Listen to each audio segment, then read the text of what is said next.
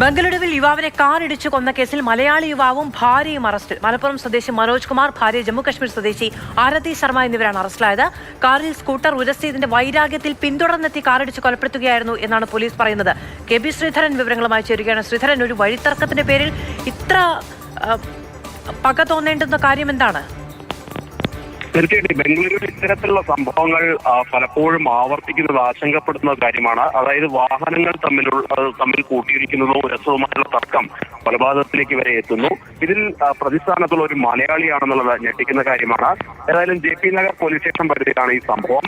ഈ മനോജ് കുമാറും ഭാര്യ ആരതി ശർമ്മയും, അവർ കാശ്മീർ സ്വദേശിയാണ്. ഇരുവരും സഞ്ചരിച്ചിരുന്ന കാറിൽ ഒരു ഡെലിവറി തൊഴിലാളി, അതായത് ഭക്ഷ്യവിതരണ തൊഴിലാളി സഞ്ചരിച്ചിരുന്ന ബൈക്കും ഉരസിന് പിന്നാലെ ഇയാൾ വണ്ടി നിർത്തി ഈ മനോജ് കുമാറിനോടും ഭാര്യയോടും മാപ്പൊക്കെ ചോദിച്ചു. പക്ഷെ എന്നിട്ടും ഇവർക്ക് ആ ദേഷ്യം അടക്കാനായില്ല. തുടർന്ന് ഡെലിവറി തൊഴിലാളി മുന്നോട്ട് പോയ ശേഷം ഈ കാറ് വന്ന് അമിത വേഗത്തിൽ വന്ന് ഇടിക്കുന്നതാണ് നമ്മൾ ഈ CCTV ദൃശ്യങ്ങളിൽ കാണുന്നത്.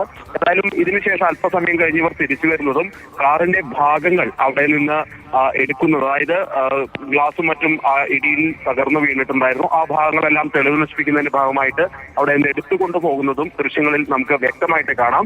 ഏതായാലും പ്രതിയെ പോലീസ് CCTV ദൃശ്യങ്ങളുടെ അടിസ്ഥാനത്തിൽ കാർ തിരിച്ചറിഞ്ഞ് പ്രതിയെ പിടികൂടിയിട്ടുണ്ട്, ഭാര്യയെയും പിടികൂടിയിട്ടുണ്ട്. ഇരുവരെയും റിമാൻഡ് ചെയ്തിരിക്കുകയാണ്.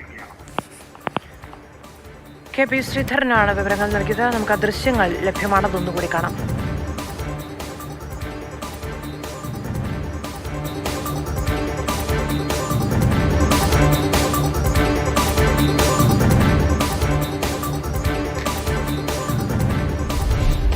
തമ്മിൽ പ്രശ്നമുണ്ടാകുന്നു, അവിടെ നിന്ന് മാപ്പൊക്കെ ചോദിച്ചതിന് ശേഷം കടന്നു പോകുമ്പോഴുമാണ് അതുകൊണ്ടും മതിയാവാതെ ഇത്തരത്തിലുള്ള അക്രമ സ്വഭാവത്തിലേക്ക് കടന്നു പോകുന്നത്. ഒരു മലയാളി കൂടിയാണ് അതിന്റെ പിന്നിൽ എന്നുള്ളത് ഞെട്ടിക്കുന്ന വാർത്തയാണ് ശ്രീധരൻ പറഞ്ഞതുപോലെ.